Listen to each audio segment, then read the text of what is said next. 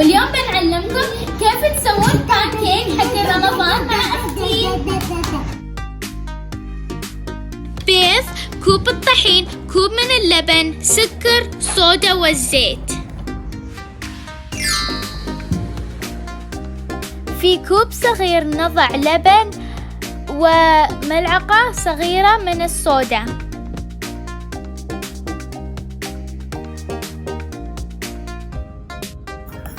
ونحطيه في الصوب.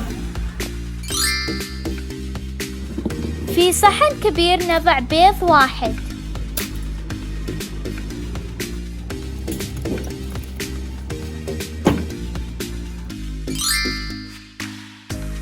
ثم أضع 4 ملاعق السكر.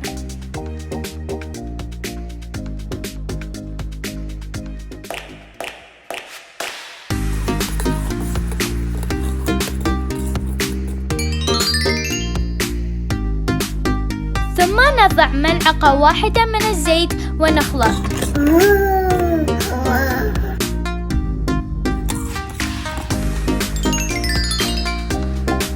ثم نضع اللبن مع الصودا إلى صحنة الكبيرة ونخلط.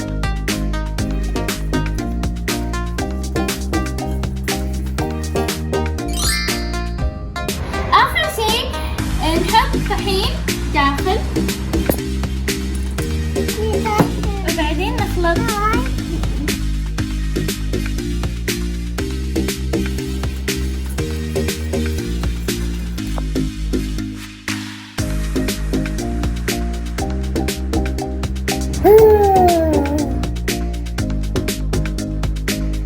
بعد ما نخلط نروح المطبخ.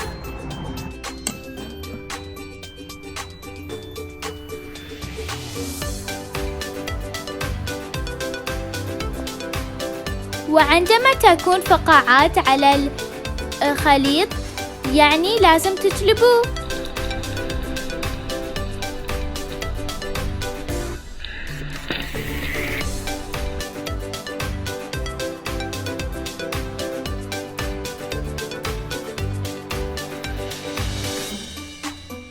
Subscribe!